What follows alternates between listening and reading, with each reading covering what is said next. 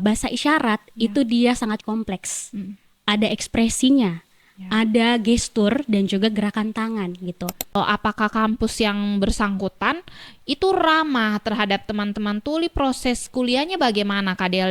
Ada banyak sektor yang belum ramah terhadap teman tuli dan proses itu sedang ke sana tapi belum terlihat sekarang.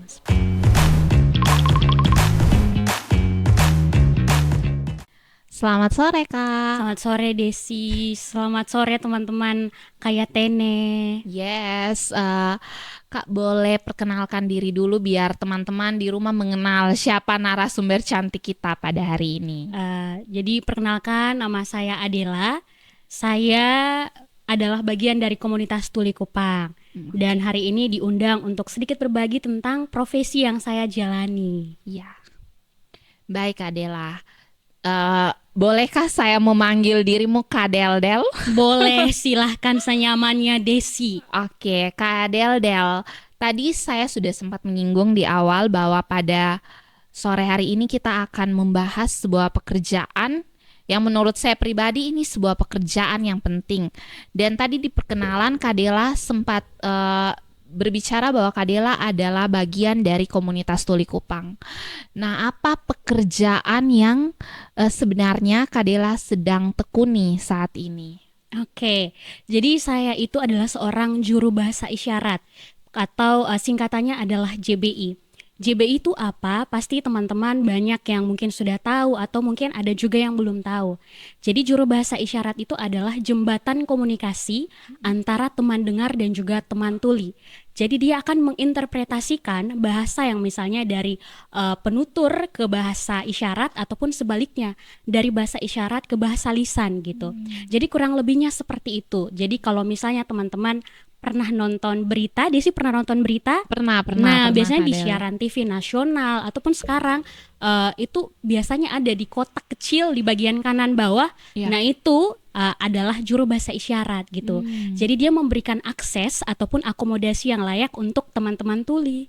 Seperti itu sih kira-kira perkenalan singkat Ya. tentang profesi yang saya geluti. Wow, sangat detail, sangat lengkap. Oke, berarti bisa tidak Kak, saya katakan bahwa JBI ini merupakan suara untuk dan dari teman-teman tuli. Ya, kalau mau dibilang sih seperti itu ya. Karena teman-teman tuli itu mereka menggunakan tangan untuk berbicara. Nah, kalau misalnya teman-teman dengar gitu ya, mereka untuk menangkap informasi itu dengan adanya JBI mewakili suara mereka melalui gerakan tangan yang disampaikan oleh teman-teman tuli. Seperti itu. Oke, Kak Del sangat menarik ya. Pekerjaan, ya tidak salah ya kalau saya mengatakan bahwa JBI ini merupakan salah satu pekerjaan yang paling penting di dunia karena itu tadi sangat kemanusiaannya sangat terasa JBI ini. Nah Kak, sudah berapa lama Kak Dela menekuni pekerjaan sebagai seorang JBI? Oke, jadi sebetulnya mungkin ini akan sedikit bercerita ya, Des. Pengalaman sebelumnya. Jadi waktu itu ingat betul di awal saya kuliah semester 3 di 2018 akhir, kebetulan himpunan mahasiswa program studi psikologi, saya jurusan psikologi, Oke. itu mengadakan sebuah webinar yang mengundang teman-teman disabilitas. Mereka itu menjadi narasumber untuk berbagi cerita terkait dengan kehidupan mereka begitu. Nah, waktu itu kami bertemu dengan teman-teman disabilitas. Saat itu belum ketemu teman tuli, tapi kami bertemu dengan teman JBI pertama yang ada di komunitas Tuli Kupang. Beliau mengajak kita buat ketemu teman-teman tuli gitu. Dan pada akhirnya kami ketemu. Nah, dari situ teman-teman tuli yang punya inisiatif, mereka tuh waktu itu sangat welcome. Ayo kita belajar bahasa isyarat, dan itu menjadi titik awal saya belajar bahasa isyarat di tahun 2018. Nah, untuk menjadi juru bahasa isyarat itu prosesnya panjang karena sebetulnya saya bukan tipe orang yang berani ada di bekerja, maksudnya tampil di depan umum gitu. Ya. Lebih nyaman bekerja di balik layar. Tapi ketika menjadi seorang juru bahasa isyarat gitu ya, kita dituntut untuk ada di depan bersama-sama dengan teman-teman tuli, terus ada di depan, misalnya di depan kamera nih, karena kita juga misalnya harus bekerja di JBI Berita itu kan di depan kamera tuh. Terus Ya. banyak sekali pekerjaan JBI itu yang dituntut harus ada di depan gitu. Nah, karena saya juga masih agak ragu dan takut gitu ya, Des. Iya. Tapi teman-teman tuli itu mereka selalu bilang, tidak apa-apa. Setelah proses panjang, terus saya juga melihat ternyata juru bahasa isyarat di Kupang tuh sangat amat terbatas. Jumlah kami waktu itu di bawah dari 10 orang, tapi kebutuhannya itu makin bertambah gitu. Teman-teman harus mengakses banyak hal, tapi seringkali terkendala, tidak ada yang membantu untuk menerjemahkan, menjadi jembatan informasi buat mereka seperti itu. Jadi akhirnya saya baru menjadi juru bahasa isyarat itu di 2021 setelah banyak deal-dealan dengan diri sendiri, terus diyakinkan oleh teman-teman tuli bahwa tidak apa-apa, dan paling penting itu ya mau diingatkan bahwa ketika menjadi seorang juru bahasa isyarat gitu ya, kita harus mendapat pengakuan dari teman tuli gitu. Karena kita tidak punya sertifikat, dalam arti bahwa tidak punya sekolah formalnya begitu, tapi kita diakui oleh teman-teman tuli. Itu yang paling penting. Oh, berarti kayak untuk menjadi seorang juru bahasa isyarat itu tidak ada kursus-kursus kah atau kayak sekolah khusus formal begitu? Tidak ada, Kak? Iya, sekolah khusus itu belum ada. Tapi teman-teman itu bisa menjadi juru bahasa isyarat melalui proses misalnya kelas bahasa isyarat, terus bentuk interaksi bersama dengan teman-teman tuli, dan mungkin ketika kemampuan bahasa isyaratnya sudah diakui oleh teman-teman tuli bahwa kamu sudah bisa menerjemahkan atau kamu sudah bisa menginterpretasikannya dengan baik, maka kamu bisa menjadi seorang juru bahasa isyarat dengan tadi pengakuan dari teman tuli atau dari kelompok tuli di lingkungan kamu. Tadi saya sempat mendengar bahwa prosesnya itu dari tahun 2018 kakak bertemu dengan orang yang dari JBI pertama itu, kemudian prosesnya kak deal-dealan dengan diri sendiri, prosesnya dengan diri sendiri untuk sampai ke tahun 2021 tadi akhirnya kak memutuskan untuk oke, saya mau menjadi seorang JBI. Nah, dalam kurun waktu dari tahun 2018 sampai dengan 2021 itu apakah Kak Del ini selalu rutin untuk bertemu dengan teman-teman dari komunitas tuli kah, atau sering berinteraksi dengan mereka, atau itu Kak Dela menyimpan dulu nih dengan diri sendiri dulu gitu? Jadi sebetulnya sejak 2018 teman-teman tuli itu sudah menjadi bagian dari keseharian gitu. Karena teman-teman ketika kita belajar bahasa isyarat yang paling penting adalah konsistensi gitu. Jadi semenjak 2018 terus sampai pada akhirnya 2023 proses interaksi itu tetap ada. Jadi biasanya dari awal tuh yang awal pertemuan kita ketemunya di sekret, terus nanti ada acara apa saja gitu, misalnya teman-teman ada teman tuli yang ulang tahun, kita datang kasih surprise, begitupun dengan teman dengar.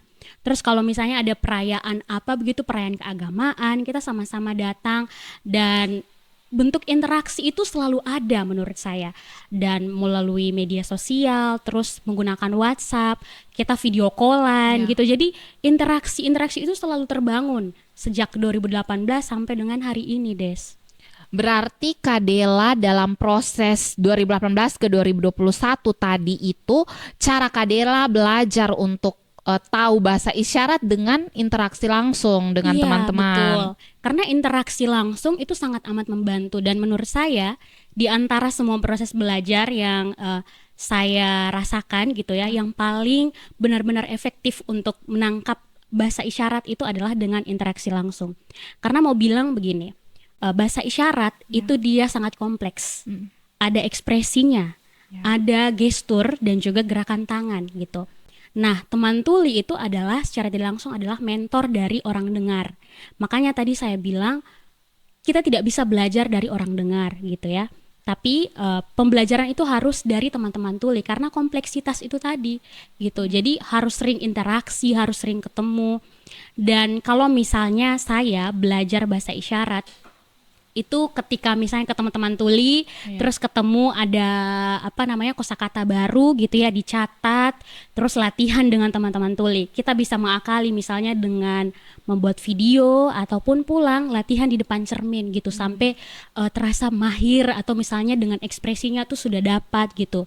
Jadi proses belajarnya tuh panjang dan menurut saya menyenangkan karena mengaktifkan seluruh ya gerak badan gitu ya, terus tangan, terus ekspresi gitu. Ya. Nah, pasti ada kesulitan yang Kak Del alami selama proses belajar itu tadi sampai pada akhirnya menjadi juru bahasa isyarat yang saya yakini bahwa pasti pada saat ini masih merasakan kesulitan-kesulitan yang lain mungkin. Nah, di awal saat proses belajar Kak Del untuk menjadi seorang juru bahasa isyarat, boleh tidak Kak Del berbagi kesulitan-kesulitan apa saja yang Kak Del rasakan pada akhirnya kayak saya mau menyerah saja deh. Oke, jadi di awal tadi sudah sempat bilang kalau saya pribadi lebih suka pekerjaan tuh di balik layar. Ya. Kalau misalnya juru bahasa isyarat, ini kan dia tampil ya di depan, kadang-kadang menjadi sorotan begitu secara tidak langsung. Itu kadang-kadang tuh membuat pressure gitu. Kalau misalnya kita lagi menjadi juru bahasa isyarat, ada banyak pasang mata yang menatap, secara tidak langsung tuh saya merasa deg-degan sendiri gitu. Nah, itu mungkin tentang bagaimana cara membangun kepercayaan diri sih, itu yang pertama. Yeah. Terus terkait dengan belajar bahasa isyarat, kompleks tadi, harus ekspresif gitu ya. Saya dan mungkin kita semua jadinya kayak kalau misalnya kita mau mengekspresikan sesuatu, orang dengar kebanyakan kalau dengan suara, misalnya kita lagi marah nih, mungkin itu bahasakan dengan misalnya suara atau nada yang tinggi gitu kan. Tapi kalau teman tuli, mereka melihat dari ekspresi kita. Nah, saya ini termasuk orang yang sangat datar gitu. Dan proses untuk bisa ekspresif tuh gimana ya, harus terus berlatih dengan melatih ekspresif.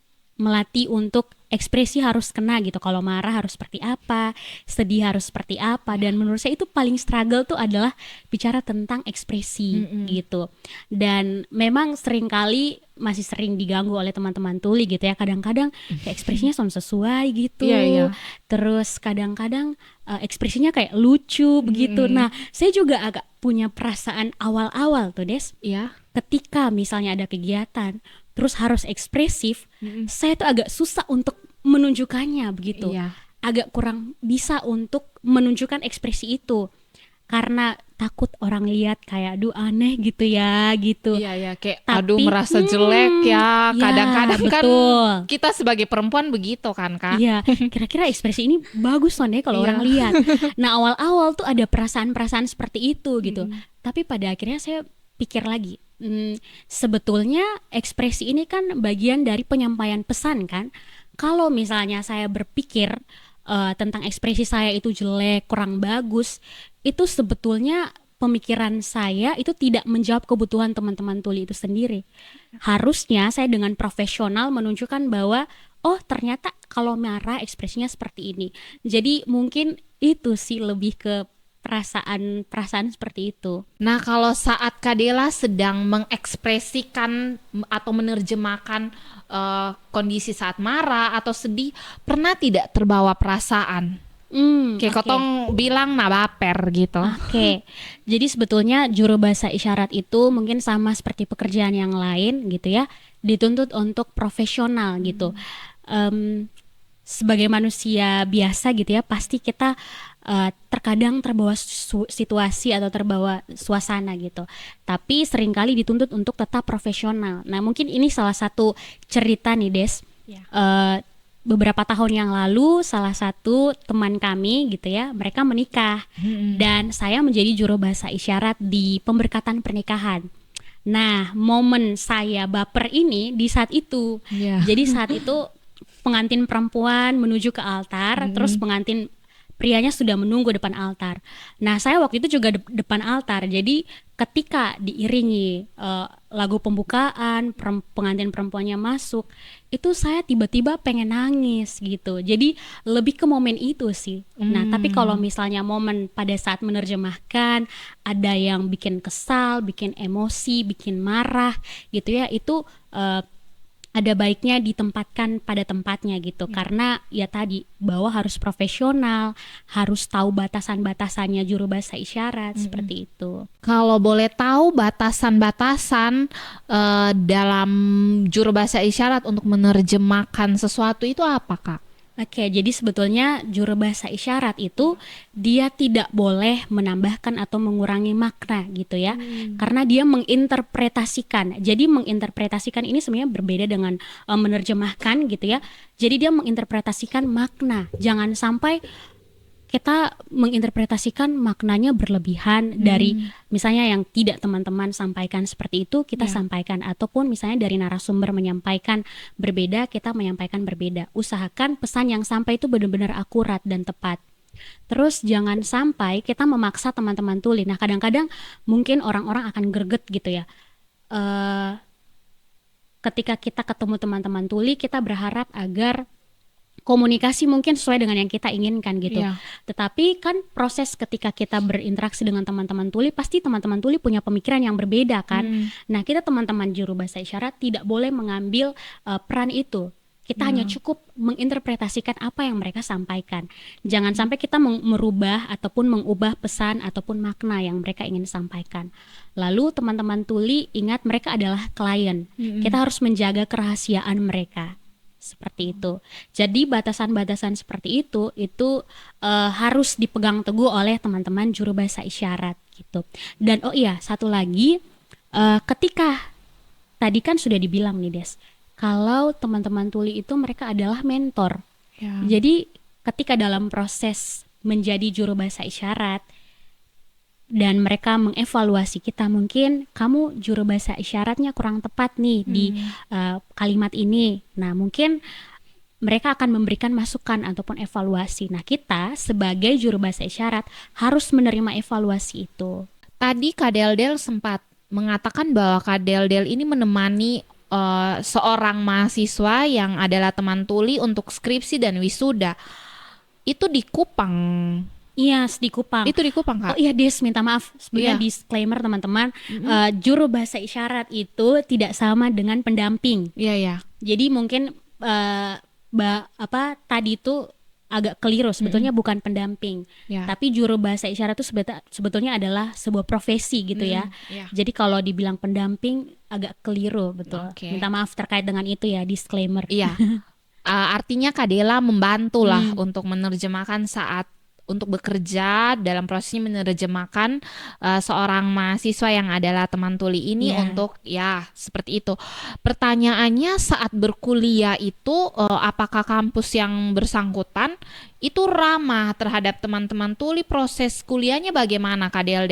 Kan tadi Kak Del bekerjanya mendampingi mereka ini saat skripsi dan wisuda, dan tapi kalau dalam proses perkuliahannya itu seperti apa? Oke. Kalau ditanya sudut pandang saya gitu ya, sebetulnya kalau ini ditanyakan ke teman tuli jauh lebih tepat untuk mereka menjelaskan. Iya. Tapi dari sudut pandang saya, ini mendapatkan cerita, mereka berbagi. Ya. Kalau misalnya di kampus yang menerima teman-teman disabilitas, apalagi teman-teman tuli Ya. yang kemarin mereka skripsi, wisuda, itu sebetulnya belum menyediakan akses atau layanan gitu. Jadi selama perkuliahan itu teman-teman tuli sebetulnya mereka terhambat dalam proses mendapatkan ilmu. Kenapa? Karena tidak ada yang pertama misalnya juru bahasa isyarat, itu tidak ada. Ya. Lalu tugas itu biasanya diberikan, kadang-kadang teman-teman kesulitan untuk memahami karena tidak mengikuti proses itu kan. Iya. Dosen biasanya kalau misalnya mengajar, mereka bakal jalan gitu kan, ke depan, ke belakang gitu. Jadi teman-teman tuli akan sulit karena mereka nih biasanya kalau seperti itu mereka melihat artikulasi bibir kita gitu. Ya. Tapi kalau misalnya dosen memunggungi, biasanya akan kesulitan gitu. Nah, mereka biasanya berupaya untuk belajar mandiri. Jadi minta tugasnya teman, minta catatan dari teman gitu ya, baru mereka misalnya tugas tadi mereka kerjakan, atau penjelasan-penjelasan itu mereka catat. Tapi kan itu sangat tidak efektif dan juga tidak optimal kan untuk mereka sebagai mahasiswa. Jadi menurut saya pihak kampus juga belum menyediakan akses itu. Entah mungkin saya tidak tahu apa upaya mereka, tapi dalam perkuliahan sehari-hari itu belum ada akses yang menyentuh begitu untuk teman-teman disabilitas pada umumnya ataupun teman-teman tuli yang sedang kita diskusikan hari ini. Berarti bisa saya katakan ya, kesimpulan yang bisa saya ambil, kampus-kampus yang ada di Kota Kupang belum ramah terhadap teman-teman tuli. Tidak tahu untuk teman-teman disabilitas yang lain, tapi kalau dari cerita yang tadi bisa kita dengarkan bahwa ya memang Kota Kupang, kampus-kampus universitas di Kota Kupang ini ternyata belum ramah terhadap teman tuli. Iya, Oke, betul. Kak. Kalau menurut Kak Del sendiri, Indonesia sudah ramah tidak terhadap teman-teman tuli? Oke. Kalau untuk Indonesia, Mm-mm. saya bilang belum ramah terhadap teman tuli gitu ya. Mereka sedang menuju ke sana, Ya. sedang berproses dan sedang berbenah.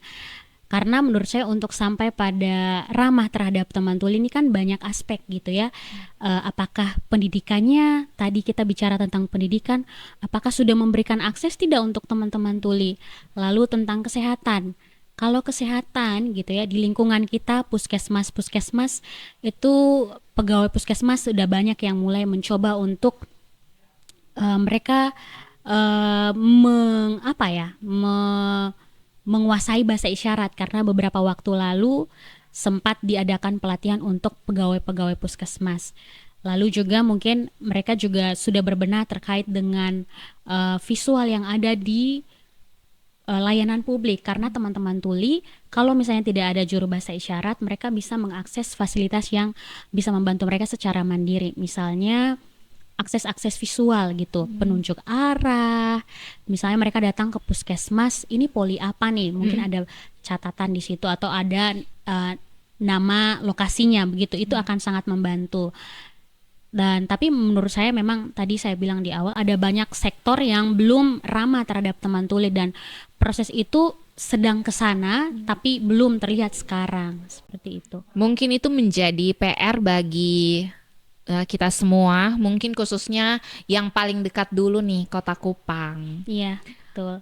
Kak Del, kalau orang-orang seperti saya dan teman-teman di rumah mungkin yang mau mulai belajar atau mungkin sekedar respect nih terhadap teman-teman tuli, apa yang harus kami mulai nih, Kak? Oke. Kalau sekarang tuh akses belajar bahasa isyarat itu sering sekali kita mudah untuk jumpai gitu ya. Misalnya teman-teman tuli sering sekali membuka kelas bahasa isyarat. Nah, mungkin orang-orang dengar yang tertarik bisa mendaftar kelas itu. Nah, sekarang juga ada platform misalnya TikTok itu dimanfaatkan oleh teman-teman tuli untuk mereka sharing terkait dengan bahasa isyarat, terkait dengan budaya tuli gitu ya. Dan saya pernah melihat teman tuli bukan di NTT gitu di luar bersama dengan juru bahasa isyarat, mereka tuh live TikTok. Nah, terus kalau misalnya orang dengar yang pengen belajar bahasa isyarat atau pengen mengenal tuli, mereka join. Di situ mereka diajarkan secara langsung. Jadi menurut saya dimanapun atau kapanpun yang penting adalah bersama teman tuli, itu salah satu bentuk hal bisa dilakukan untuk belajar begitu, dan itu respect terhadap teman tuli. Terus kalau misalnya Desi ketemu teman tuli nih, Ya. dan tahu bahwa dia adalah teman tuli, usahakan ketika berkomunikasi itu berhadap-hadapan. Jangan sampai kita dari belakang terus teriak gitu. Itu tidak tepat karena kan teman tuli tidak bisa mendengar. Terus yang kedua, usahakan eye contact dengan teman-teman tuli. Sekalipun misalnya ada juru bahasa isyarat, usahakan teruslah berkomunikasi, melihat, menatap teman tuli gitu. Jangan sampai kita melihat teman juru bahasa isyarat gitu kan. Nah, kira-kira seperti itu yang bisa kita lakukan. Kak Del, kalau di Kupang sendiri JBI ini sudah ada berapa banyak? Kak Del tahu kok Sonde nih. Oke, di Kota Kupang Iya. sebenarnya kalau mau dihitung kurang dari 10 gitu ya. Jumlahnya tuh sangat amat terbatas. Sangat sedikit. Ya. Berarti yang tadi Kak Del sampaikan dari tahun 2018 sampai 2023 itu belum ada peningkatan orangnya, Kak? Iya. Kalau profesi juru bahasa isyarat nih menurut saya profesi yang sangat amat terbatas jumlah orangnya gitu ya. Bukan hanya di Kupang, bahkan satu Indonesia begitu. Iya. Dan sangat tidak ideal karena seharusnya satu JBI itu dia dengan misalnya 100 klien tuli. Tapi kalau di Indonesia itu bisa 1 berbanding 1000 gitu karena jumlahnya sangat amat terbatas dan tidak ideal. Nah, jadi dari tahun 2018 itu kami ketemu itu baru 1, Des. Nah, Satu orang itu satu yang orang, mengajak dia mengajak Kadela, kami ya. berlima. Mm-mm. Nah, itu niatnya adalah mungkin bisa regenerasi, bisa Iya. bertambah juru bahasa isyaratnya. Dan upaya membuka kelas bahasa isyarat itu adalah salah satu upaya juga untuk menambah juru bahasa isyarat gitu kan. Karena kan juru bahasa isyarat itu sangat penting di semua aspek dan fase kehidupan kan Des, kalau mau dibilang untuk teman-teman tuli, jadi sangat dibutuhkan.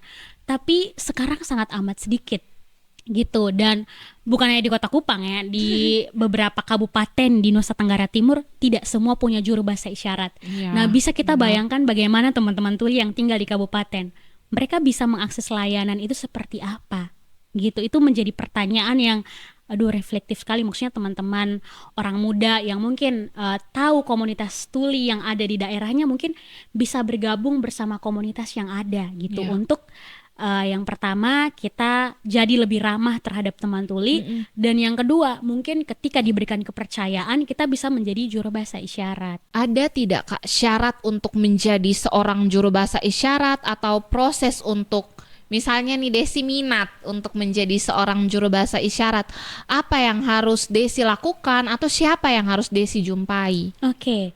Jadi kalau misalnya Desi ataupun teman-teman tertarik, banyak sekali ketika berjumpa dengan juru bahasa isyarat, mereka tuh mengutarakan hal yang sama. Ih Kak, pengen sekali jadi juru bahasa isyarat tugas yang mulia begitu kan, Ya, membantu teman-teman disabilitas. Nah, prosesnya itu seperti tadi saya bilang di awal, kita bisa gabung di kelas bahasa isyarat yang dibuka oleh teman-teman tuli. Kita bisa bertemu dengan teman-teman tuli secara langsung karena mereka adalah mentor. Dan yang terakhir adalah kita diakui oleh komunitas. Jadi jangan ketika kita sudah belajar bahasa isyarat terus kita yang mengakui bahwa kita bisa menjadi juru bahasa isyarat, itu keliru gitu. Jadi ketika pengakuan atau kepercayaan itu datang dari teman tuli, melihat dulu prosesnya, kamu sudah bisa menjadi juru bahasa isyarat atau tidak. Dan itu proses yang lama menurut saya. Teman-teman itu melihat konsistensinya kita tepat atau tidak, dan pasti melihat profesionalitas kita juga kan. Jadi prosesnya pasti panjang, tapi yang paling penting adalah harus diingat kita itu diakui oleh komunitas tuli itu sendiri. Jadi jangan sampai bilang saya bisa ketika sudah belajar bahasa isyarat, saya bisa maju jadi juru bahasa isyarat. Wah, itu kurang tepat sih. Berarti yang paling penting itu kita harus diakui oleh teman-teman tuli sendiri, yang betul. adalah bisa dibilang mentornya juru bahasa isyarat ya Kak Dela. Ya betul, mereka adalah mentor. Jadi dalam segala hal gitu ya, dia sampai sekarang gitu ya, prosesnya berarti hampir berapa nih? 2 tahun lagi 10 tahun saya bersama dengan teman-teman tuli. Bahkan saya pun masih agak misalnya kosakata yang belum saya ketahui, biasanya saya tanya ke teman-teman tuli gitu. Jadi kalau misalnya kita bingung, teman juru bahasa isyarat itu tidak punya hak untuk membuat bahasa isyarat. Jadi kita yang harus bertanya ke teman-teman tuli gitu. Kita bertanya, mereka akan memberikan respon, mereka memberikan feedback gitu ya. Bahasa isyaratnya seperti ini. Jadi proses itu tuh akan berjalan terus gitu, karena bahasa ini kan berkembang kan. Kosakata juga akan bertambah. Dan bahasa isyarat juga seperti itu. Beta sempat dengar bocoran nih bahwa nama-nama orang itu dibuat oleh teman-teman tuli nih. Nah, itu bagaimana mereka menentukan, misalnya nama saya kan Desi. Bagaimana mereka menentukan Desi itu bahasa isyaratnya sedemikian rupa? Oke, menarik ya. Iya. Ini salah satu yang menarik. Ini pertanyaan Desi ini hampir sama dengan pertanyaan yang kalau misalnya kita ketemu orang baru, mereka sudah kenal dengan teman tuli, mereka juga pengen dapat nama isyarat. Ya, mohon maaf ya teman-teman, ini saya menjawab sesuai dengan kapasitas saya sebagai teman juru bahasa isyarat gitu. Sebetulnya hal-hal seperti ini dijelaskan oleh teman tuli ya. Oke, jadi sebetulnya nama panggilan isyarat itu adalah nama yang didapat dari teman-teman tuli gitu. Jadi nama ini dapat dari melihat Desi karakteristiknya seperti apa ya, Desi orangnya bagaimana ya. Nah, nanti mereka akan membuat isyarat panggil yang memang khusus untuk Desi. Walaupun di dalam komunitas misalnya nama Desi ada banyak, tapi pasti isyaratnya bakal berbeda, tidak akan sama persis atau tidak akan sama gitu. Oh, berarti Desi yang ini bisa berbeda dengan Desi-Desi lainnya. Kalau boleh tahu Kak Del sendiri mempunyai bahasa isyarat apa nih untuk namanya Kak Oke. Dela? Nama panggil isyarat saya Iya. itu dari dulu awal Mm-mm. ketemu, terus mereka kasih nama itu sampai sekarang tuh kayak gini, Des. Oke. Artinya? Artinya karena saya suka cepol rambut, gitu ya. Jadi Oh, seperti ini, kayak oke, gitu. menarik. Dan nama itu waktu itu saya minta Kak bisa rubah kok. Sebetulnya bisa, tapi Mm-mm. nanti teman-teman akan berembuk lagi kayak nanti mereka menginformasikan kalau misalnya ada perubahan nama boleh, kayak gitu. Oke. Tapi ingat itu hanya dapat dari teman-teman tuli. Itu hanya Pernah didapat. ketemu teman-teman dengar yang karena mungkin saking excitednya, Mm-mm. saya ingin mendapatkan nama bahasa isyarat, Ya. buat sendiri. Terus ketemu teman tuli, dia bilang Kak Besu ada nama panggilan isyarat. Apa? Itu dapat dari siapa? Dia buat sendiri Kak. Oh, mohon maaf Tidak itu Anda berlaku mengakui, ya. Iya. Anda mengakui sendiri ya. Iya, iya. Kayak Tidak gitu. berlaku. Ingat, yang paling penting itu adalah mendapat pengakuan dari teman-teman tulis Teman-teman sendiri. tuli. Kak, untuk bisa, misalnya saya mendapatkan nama isyarat dari teman-teman tuli itu, apakah harus menjadi teman dulu atau mungkin berjumpa satu kali dan saya request nih, Kak boleh tidak dapat nama kayak gitu-gitu, itu biasanya bagaimana yang Kak Dela lihat? Iya, yang sepengalaman saya ya. Kalau teman-teman ketemu satu kali, kadang-kadang tidak bisa langsung mendapatkan panggilan isyarat. Kenapa? Karena tadi Des harus tahu karakteristik kamu seperti apa, atau apa nih yang paling menonjol dari Desi ya. Misalnya ada tai lalat di mana kah? Apakah itu kembali kepada keputusan teman-teman tuli. Mereka melihat hal-hal seperti itu. Jadi mungkin prosesnya interaksi itu harus lebih dari sekali, atau durasi waktu ketemunya itu lebih panjang gitu ya. Teman-teman tuli kita sudah akrab dengan teman-teman tuli, Ya. saling mengenal, mungkin itu yang akan membantu untuk pemberian nama isyarat gitu. Jadi makin sering ketemu, makin bisa dapat nama isyarat. Ya, Beta sudah beberapa kali ya Kak Del bertemu dengan Kak Del dan beberapa teman-teman Teman-teman tuli. Tapi mungkin karena waktu berbicaranya, ngobrolnya kurang lama, jadi belum sempat nih dapat nama isyarat. Mudah-mudahan nanti ke depan Be bisa dapat nama isyarat. Amin. Semoga dengan podcast hari ini Ya. Desi juga makin sering mungkin berinteraksi dengan teman-teman tuli ya, Ya. bisa gabung main-main ke komunitas. Itu kalau boleh tahu Kak Del komunitasnya teman tuli ini di mana di Kota Kupang? Oke, kita tuh ada di Jalan Bajawa, teman-teman. Kalau misalnya teman-teman tahu searching saya di Google Maps, namanya Adventure Inklusi. Sekalian promosi teman-teman, Ya, teman-teman di teman-teman tuli itu mereka punya persewaan alat perkemahan yang cukup murah begitu. Jadi kalau teman-teman misalnya mau traveling, Ya, naik gitu ya, naik gunung gitu ya, itu bisa. Nah, Ya. teman-teman tuli kebetulan mereka juga hobi itu, suka itu. Suka naik gunung, Suka naik gunung, suka menjelajah gitu ya. Wow. Jadi kalau ada cerita nih satu, ini menarik nih karena teringat gitu Iya, ya. iya. Satu orang teman JBI saya, Iya. dia menjadi JBI karena itu perkenalan dia naik gunung bersama dengan teman-teman tuli. Jadi secara tidak sengaja begitu ya, mereka pergi berkemah, terus dia mungkin tertarik belajar bahasa isyarat dari situ. Lalu proses setelah pulang, mereka mulai tektokan terus menerus. Dia mulai datang ke sekret gitu ya, dan pada akhirnya dia dipercaya untuk jadi teman juru bahasa isyarat begitu.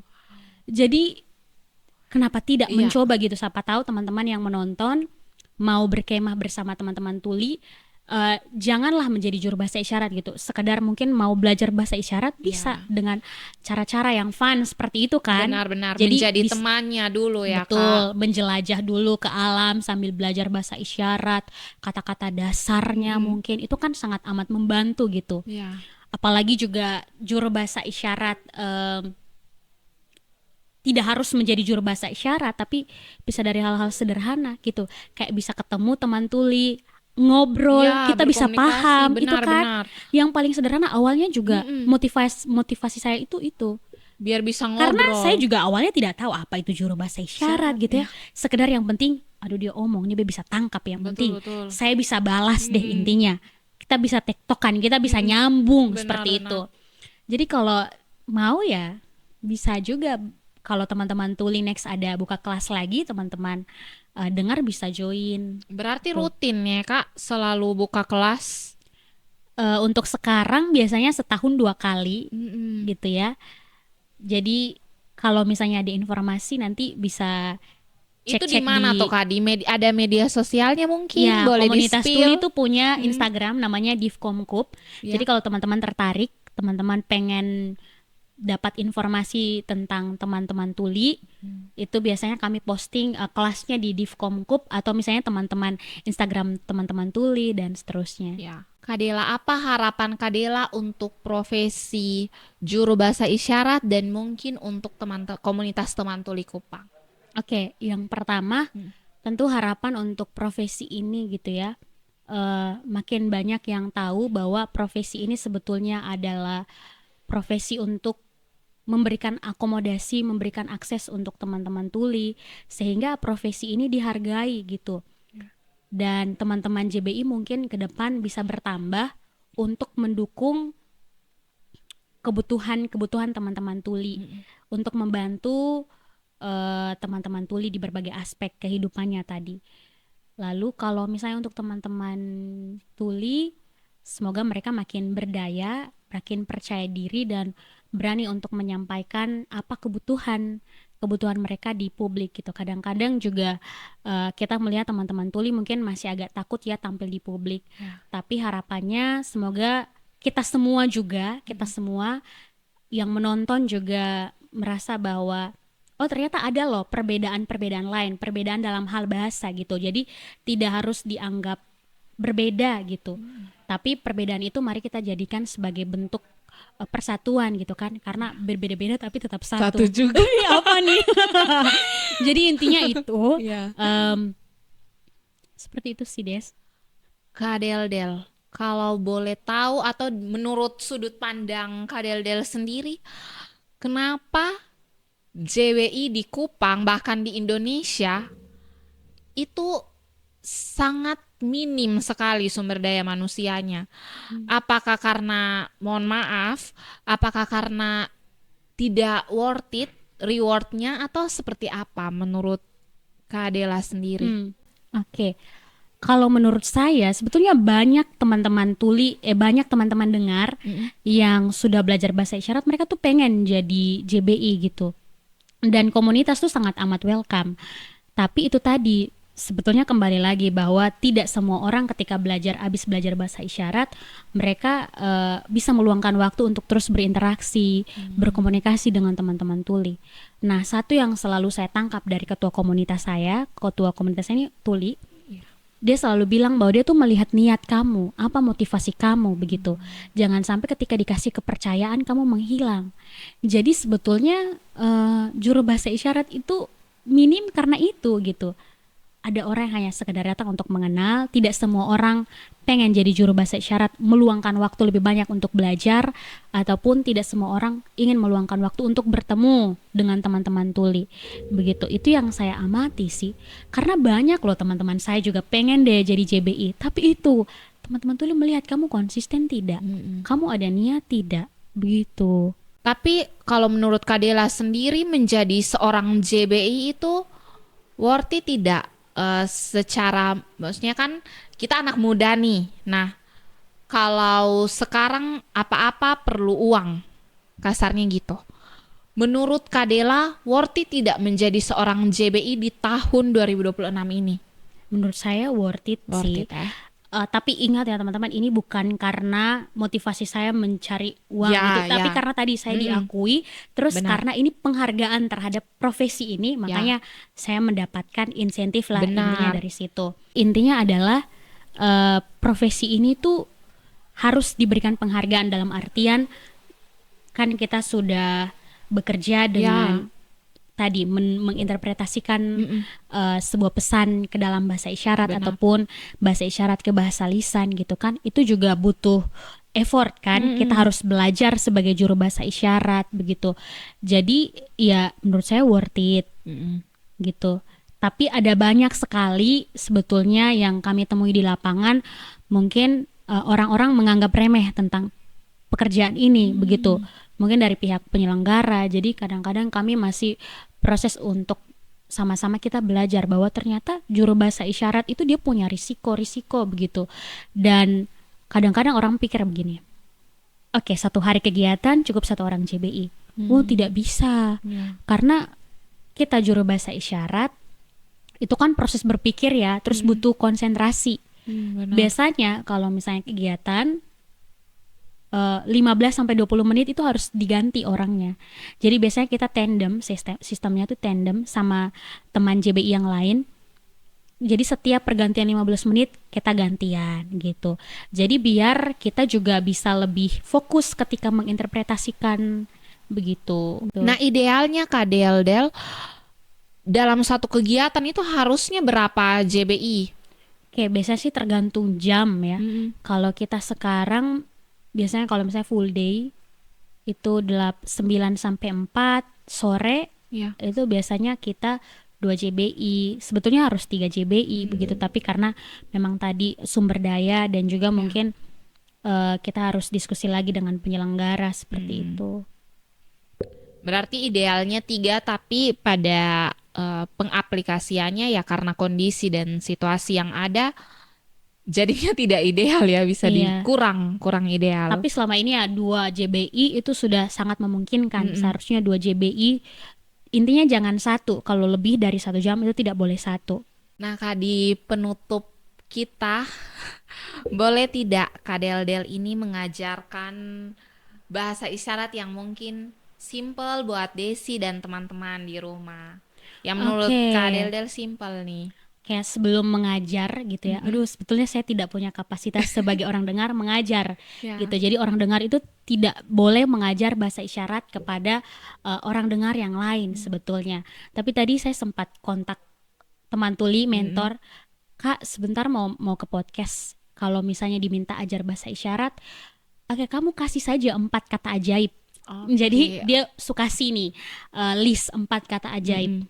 Ada terima kasih, maaf, terus permisi, sama satu lagi apa ya? Tolong. Iya. Jadi kita mulai dari terima kasih. Oke, Kak Del. Oke, terima kasih itu seperti ini, Des. Terima kasih. Terima kasih. Mulutnya harus dibuka. Jadi artikulasi juga harus jelas. Terima kasih.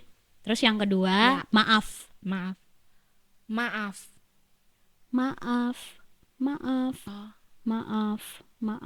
Gitu. Maaf. Ekspresi orang minta maaf tuh kayak gimana?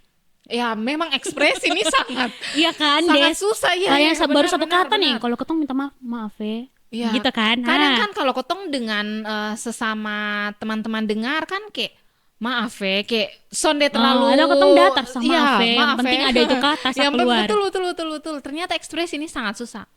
Maaf. Terus tadi tolong ya. Tolong. Gini tolong. Kak. Ini oke. Tolong. 2 kali saja. Tolong. Terus permisi. Gestur kita kalau misalnya mau minta permisi ke orang, permisi. Gitu. Itu sih 4 kata ajaib yang dititipkan mentor saya gitu ya. Jadi itu yang bisa saya ajarkan, selebihnya itu tidak bisa. Selebihnya mari kita belajar sendiri. Mari kita pergi ke komunitas teman tuli Kota Kupang. Bukan berarti kotong kayak Bepi untuk B jadi JBI, bukan teman-teman, tapi untuk sebagai teman. Kotong mulai dari teman menjadi teman-teman tuli dulu. Iya betul, motivasinya menurut beta sonde boleh yang langsung ketong, beta pengen jadi JBI, jadi harus ketemu teman tuli. Benar. Tapi motivasi kita belajar tuh ya mungkin dari sederhana, kita bisa kalau misalnya ketemu teman tuli tahu cara menyapanya seperti apa. Dan mungkin kayak ketemu di tempat-tempat umum seperti kayak tadi Kak bilang puskesmas atau apa begitu, mungkin kotong bisa membantu dong kalau kotong punya kemampuan seperti itu. Iya. Dan betul, mungkin kayak Tene juga jadi PR buat kayak Tene mungkin. Oh iya, kayak Tene mungkin bisa ada closed captionnya mungkin kalau misalnya teman-teman, biar teman-teman tuli bisa nonton nih. Benar. Karena kalau misalnya tidak ada akses itu, teman-teman tuli bisa tahu obrolan kita dari mana. Dan karena sebetulnya yang membuat disabilitas itu lingkungannya begitu. Kalau misalnya lingkungan kasih akses, mereka tidak disabilitas dong. Mereka mendapatkan benar sekali. Mereka mendapat informasi yang sama, mereka bisa tahu ini isi pembicaranya tuh apa sih sebetulnya. Menarik gitu. Ya.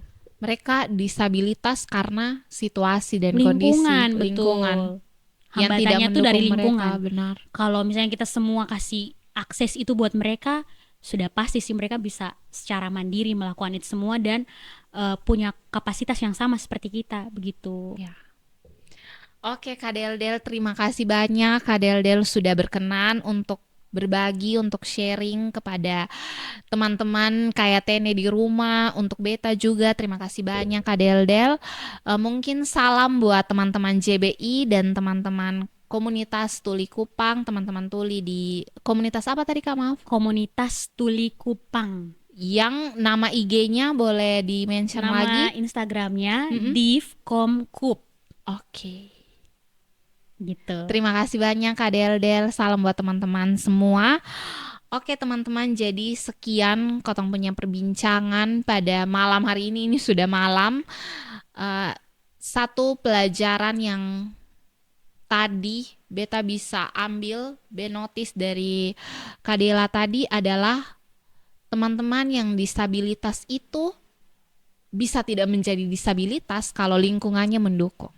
Oke, ini menjadi PR untuk Kota Kupang, untuk Indonesia, untuk Kayatene juga. Semoga bisa ya Kotong sama-sama mendukung keberadaan teman-teman Tuli. Terima kasih semuanya. Dadah, makasih banyak Ya, terima kasih banyak Kak Des. Dela.